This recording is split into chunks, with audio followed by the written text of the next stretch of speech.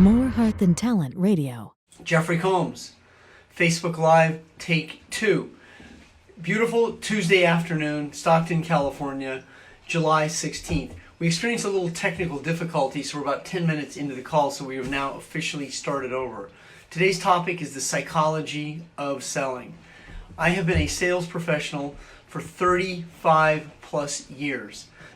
I've coached over 12,000 clients, I've coached over 12,000 clients, 60,000 hours one-on-one. And what I've assisted many people to overcome is their anxiety about being rejected and abandoned. If you have rejection, abandonment, anxiety about outcomes that haven't happened, it will show up in your relationships with your soulmate, your wife, significant other, teammates, employers. So when your body runs your brain and you hold on to events that are unresolved, specifically the emotions of anxiety and rejection, then selling will be a difficult, arduous task, and you will spend most of your time avoiding that process. Now, the live today is going to be a little shorter because of the technical difficulties we had. So I'm going to move right into the content of this. So what that means is that you're like, if you go into fight or flight before you go into any kind of selling experience, then you're going to have a mixed message. It means you're going to be overwhelmed. For you to be an effective closer, communicator, someone who can articulate their feelings into words, it requires you to let go, to let your body be in a relaxed state of consciousness, awareness, understanding, and knowing. When I finish this live today, I have a 1:30 prospecting call. I had a prospecting call earlier today. I have prospecting calls every single day of my life. There isn't a day go by unless I take a dedicated day off that I am not prospecting. I'm not talking about situational prospecting out there. I'm talking about situational prospecting right here, where I am asking the questions in a state of flow, questions about the outcome. Your prospect is your opponent until they're your teammate, meaning your prospect has your money.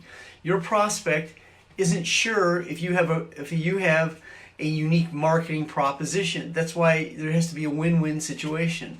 But when you telegraph your anxiety about the outcome that hasn't happened, that's about your abandonment, rejection issues that are unresolved. I don't like the word no. Well, that's understood, because seldom is the word no ever spoken in English language when it comes to a commitment. When someone says they're not interested, they're not telling you no, they're letting you know that they're not a qualified buyer. This is why you don't chase, stalk, and follow up with this situation. You easily and effortlessly let go. Letting go means your ability to separate your feelings from the events. But when you hold on to feelings from past events and then you bring it into the present, that's what creates the mixed message. It's like this: please join me, but don't. I'm not sure if I can.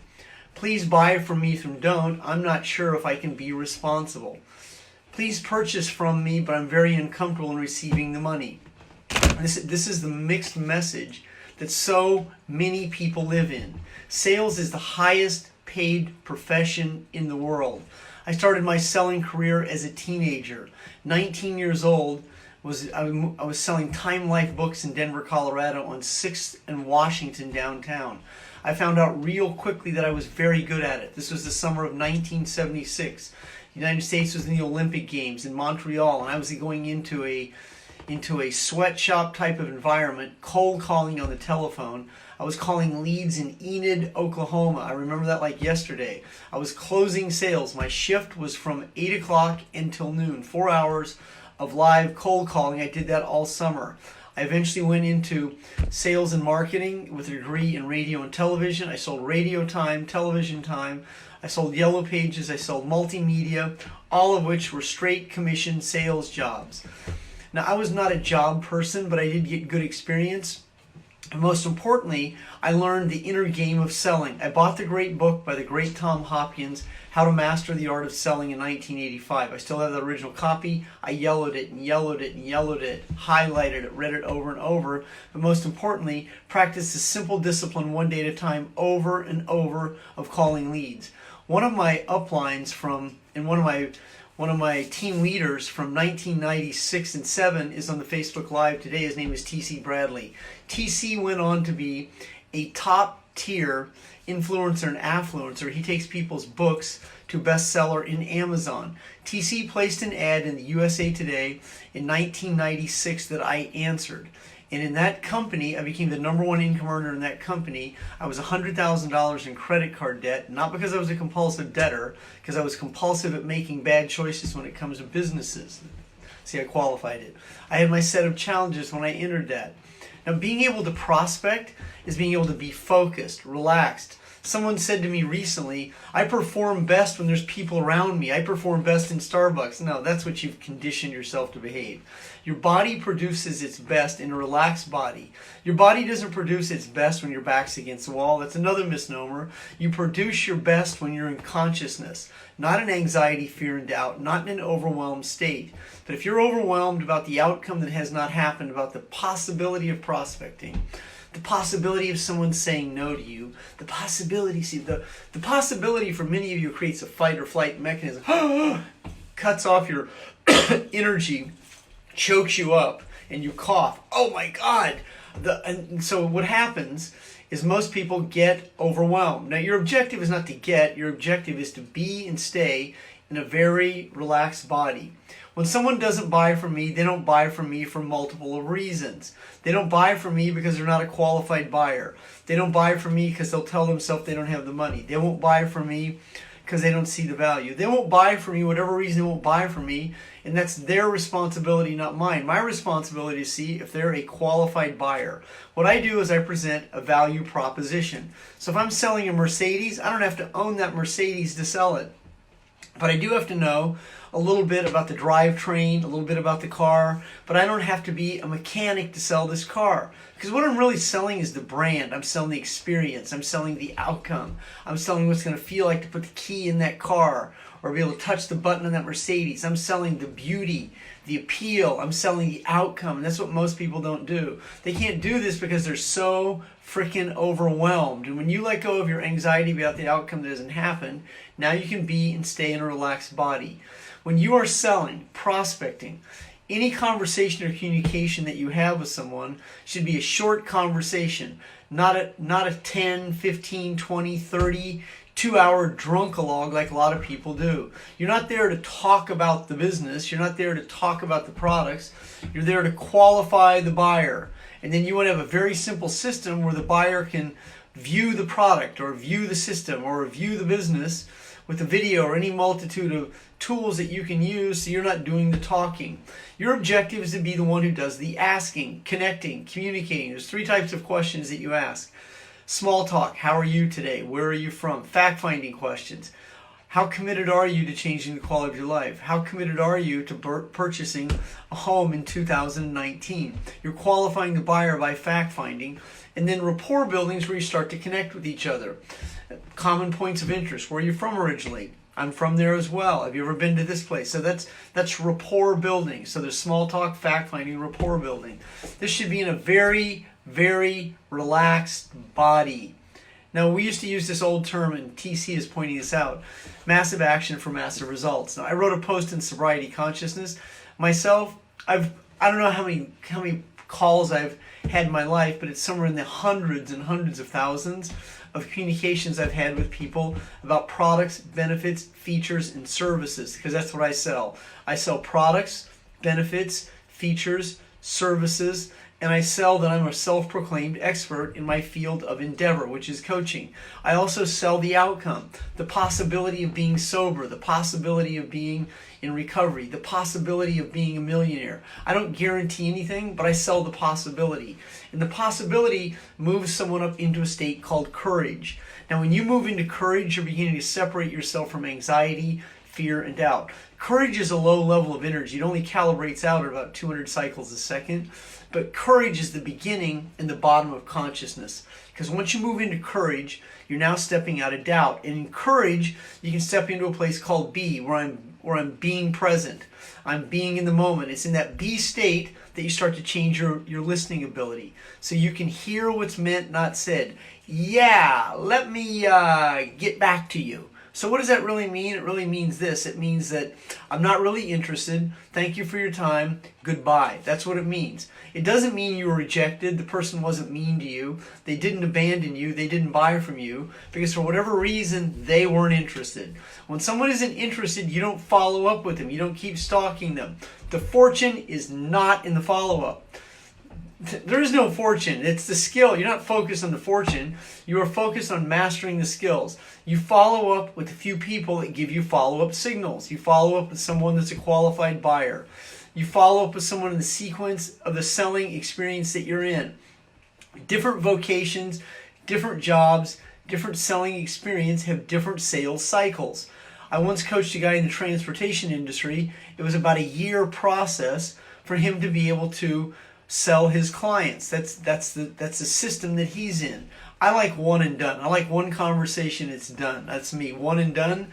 Sometimes it'll be two conversations, and I'll re-engage someone if they reapproach me, but I typically don't follow up with them unless I feel there's a reason to. You don't follow with everyone. You follow with people who common sense dictates it. But you don't follow up with 7 times, 10 times. You don't drip on people. I mean, you're going to hear these stories about people that did this, and that's good. But here's what you want to understand. I mean, you take a common sense approach to being an entrepreneur. Well, it doesn't make sense to continue to follow up with someone that tells you they're not interested. It doesn't make sense to me to continue to stalk someone who lets me know they don't have any money. If I'm selling real estate, I'm not going to go over and pick someone up, put them in my car, drive them across town, and they can't qualify for a loan. I mean, this is what many people don't understand. I mean, it's a common sense approach to being a business owner. If you want to be a millionaire rather than sucking air, well, that's a whole different mindset. I mean, that mindset is you're skilled at the transactions. I coached a very good client of mine today, Bob Tierney, who used to be my client several years ago. Now, he understands the inner game of this process, and any of you can learn this process. I coached a young man recently, Mikhail Jessen. He's a very, very skilled sales professional. Nick Horner is watching the Facebook Live today, who's a multiple 5-figure income earner in his early 30s in the insurance industry. Now, when I met him, he was just coming off being on a tour of duty in Afghanistan. He was a Marine with some challenges left over from his war experience. Now today, about 8 years later, he's a professional sales professional. I mean, the insurance industry. Anyone can do this, however, most people don't because of the story and the significance they give to rejection and abandonment. Your prospects are not rejecting you and they're not abandoning you. If they're not buying from you, there are a few reasons, and here are some of the reasons. Usually, they don't buy from you because you're ineffective. That's number one. They don't buy from you because they're not a qualified buyer. You're not skilled at the process, and so you talk at them. You talk at them and you talk to them. You're not really finding out if they're a qualified buyer. They don't buy from you because they're not interested. They don't buy from you because they're not committed. They don't buy from you because they don't have the credit, let alone money. They don't have the money, but most of them don't have the credit. They don't buy from you because you spend too much time talking. These are some of the reasons that people do not buy from you. If you're going to be a sales professional, you learn to ask qualifying questions. Have you ever considered hiring me to be your coach? I mean, this is what many people will let the money talk themselves out of the experience. When someone asks you how much does it cost up front, with me, they're automatically disqualified. I know right there they are not a qualified buyer. Because if they're more concerned with money than they are the value. And what you will find if you become a professional, if the value is great enough, a certain percent of the population will find the money. Because when the value is great, the money discrepancy starts to disappear. So here are some of the objections that you'll receive from people. I don't have the money. I want to think about it. I want it naturally. Naturally, I want to run it by my significant other, my spouse, the blow up doll in the closet, someone down the street as broke as I am. Naturally. And I had someone say to me, I'm sure you can appreciate that I have to run it by I said, what I appreciate is someone who can make a decision. That's what I appreciate. I appreciate someone who can see the value and can make the decision. That's what I appreciate. I mean, you can appreciate whatever you want, but don't assume I appreciate that you can't make a decision. I appreciate people who see the value and can pull the trigger. I appreciate people who see it, sees it, and take advantage of it. That's what I appreciate. I appreciate people who are ITF, in the flow. I appreciate people who have the freaking juice, dude. That's what I appreciate. I don't appreciate people who tiptoe quietly through life. That doesn't mean they're not good people, but I don't have any appreciation for that. I appreciate people who are willing to do what I'm doing. They'll stay in the process long enough. They'll master the skills, habits, and mindset. They will learn the simple emotional discipline. They'll go to an AA meeting. They'll read a book. They'll stay engaged long enough that they break through. That's what I appreciate. I appreciate people who are serious and not curious. I appreciate people who are in the solution, not the problem. That's what I appreciate. And not everyone's going to do that. I understand that. I also understand that in the law of the few, only a few people have the courage to stay in the game long enough and persevere long enough to be that person they know that they are capable of. Now, my good friend T.C. Bradley is right here on this Facebook Live. He and I go back 24 years ago. Oh my God, Steve Jeffery is watching. Steve was my client about 10 years ago. Awesome young man. TC and I go back 24 years. He placed an ad in the USA Today. I was on the cross street of Beverly Glen and Olympic Boulevard, December 26, 1996, when I answered a USA Today ad that he placed in there that says, attitude, I refuse to let you fail. I had one of those old cell phones with the antenna, and I had a root beer colored beeper, 1990 Honda Accord, $100,000 in credit card debt, way behind on my dreams. Next year, I stepped into that business. I'm like, whoa, this is the business I'm looking for. I'll give you context. David Icke was one of our keynote speakers. Now, David Icke, are you freaking kidding me, dude? David Icke's the #1 conspiracy speaker in the world. Ron Paul spoke at some of our events. Ed Griffin, who authored the best-selling, groundbreaking book, The Creature from Jekyll Island, he was one of our keynote speakers. TC and I were like this. We were inseparable. We were closing sales together. We were building a team. I maxed out like three levels of his pay plan with him. He went on to become a multiple six-figure income earner. And now today, TC takes authors to bestseller on. He took my book, Breakthrough Factor, to bestseller in 2 categories. See, that's what happened to him and me when we learned how to ask questions in a sequence. We learned how to close sales. TC had 6-figure months back there as I was having 6-figure months. My first 6-figure month, 6-figure week, 6-figure day, all that happened back in the day. And I tell you this, I'm from a small town in Iowa. Clarinda, Iowa, 7,500.